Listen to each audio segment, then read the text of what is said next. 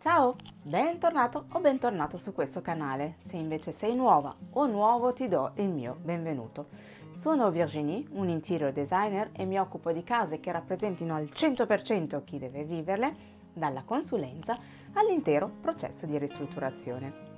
In questo canale affronterò il tema casa, cercando di darti suggerimenti utili affinché tu possa avere la casa dei tuoi sogni, una casa che ti rappresenti nel profondo e dove ti sentirai sempre a tuo agio.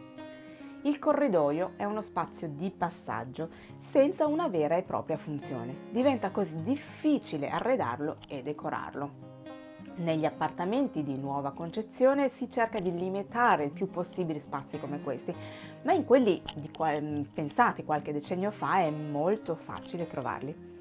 Oggi voglio darti alcuni suggerimenti per rendere speciale anche eventuali corridoi. Prima di cominciare, se ami tutto quello che riguarda l'argomento casa, ricordati di iscriverti al mio canale per avere altre informazioni su questo tema. Metti un bel like al video e partiamo!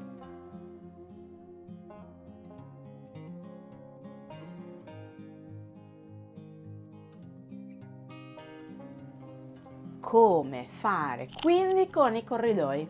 Non perdiamo tempo e vediamolo subito.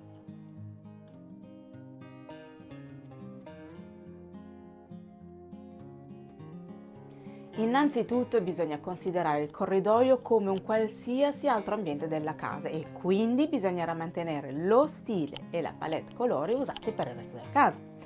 Un altro aspetto davvero molto importante poi sarà l'illuminazione, visto che molto probabilmente sarà una zona senza finestre. Il corridoio, altezze permettendolo, è il classico posto dove fare un ribassamento a soffitto e integrare con dei faretti è davvero ideale. Questo ti permetterà di avere un'ottima illuminazione di tutto lo spazio. Nel caso di una ristrutturazione si potrebbe anche pensare a creare dei giochi di luce creando dei tagli nel muro. Fare questo, oltre ad illuminare, aiuterà a dare carattere creando un interesse visivo particolare e suggestivo. Se però non fosse tua intenzione fare lavori di questo tipo e avessi più punti luce, a soffitto scegli uno stesso lampadario per tutto il corridoio. Se invece avessi, situazione abbastanza usuale, un solo punto luce centrale, allora il consiglio è di prendere i faretti per poter illuminare meglio.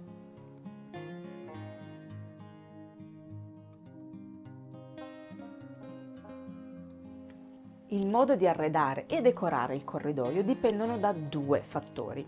La grandezza, un corridoio stretto darà meno opportunità di poterlo sfruttare rispetto ad uno più largo. L'ubicazione, a seconda di dove si trova, potrebbe servire da supporto ad un altro ambiente.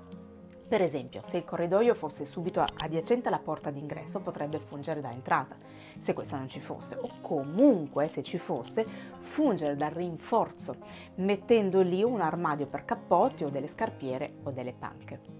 Se invece fosse in prossimità delle camere o del bagno, si potrebbe pensare ad armadi per cambi stagione o per mettere le lenzuola e gli asciugamani. Un altro esempio potrebbe essere mettere delle librerie, soprattutto se fosse vicino al soggiorno. Nel corridoio potresti anche pensare di creare il tuo angolo studio, ovviamente se non è una postazione che devi utilizzare per molte ore al giorno.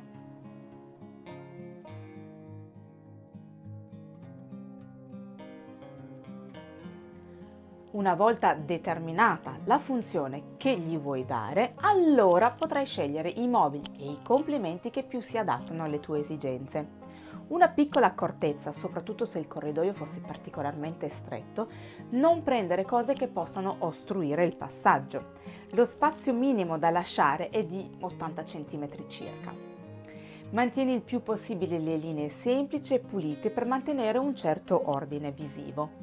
In caso di elementi importanti come armadi, cerca di prenderli a tutta altezza e dello stesso colore delle pareti. Questo mimetizzerà questi elementi evitando di appesantire visivamente lo spazio. Se decidi per una libreria, potrai prenderla a tutta altezza e usare i libri come decorazione. In questo caso consiglio di sistemare i libri in maniera più ordinata possibile e di evitare l'utilizzo di altri colori nel corridoio, sempre per evitare il caos visivo che rimpicciolerebbe l'ambiente. Oppure potresti pensare di usare una libreria a mezza altezza che funga quindi anche da console e decorare le pareti con qualche quadro o qualche oggetto particolare. Se lo spazio lo consente e se sei in fase di ristrutturazione potresti anche pensare di creare una struttura in cartongesso, magari con illuminazione integrata per rendere tutto ancora più scenografico.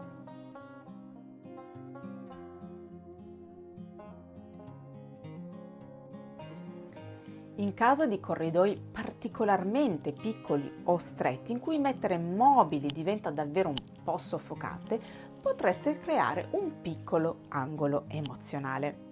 Basta poco, per esempio una piccola seduta con vicino una pianta ed una lampada. Renderai più gradevole questa zona. Se anche questa opzione fosse troppo, allora non resta che decorare le pareti per rendere questo ambiente meno austero e più piacevole. E qui, sempre con un minimo di criterio, ci si può davvero sbizzarrire.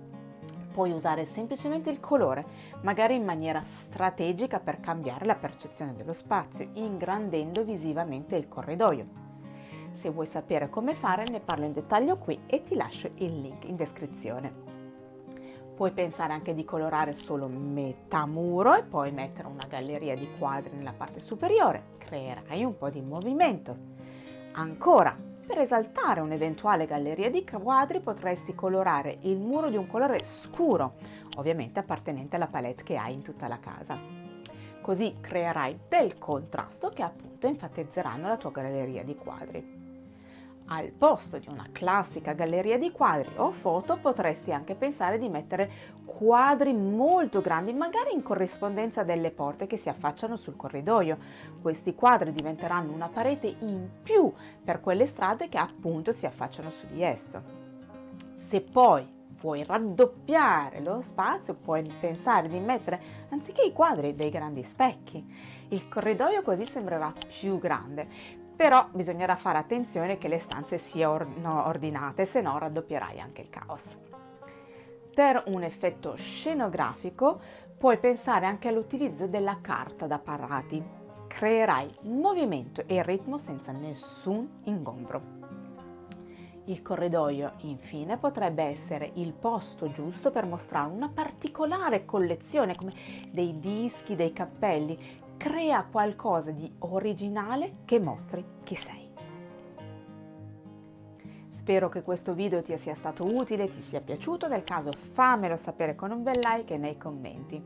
Sentiti libero di condividerlo con chiunque tu pensi possa essere interessato, ne sarò onorata e mi aiuterà a far crescere il canale.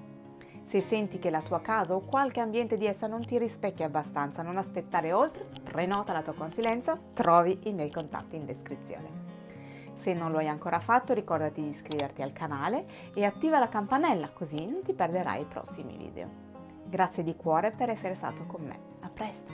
Ciao!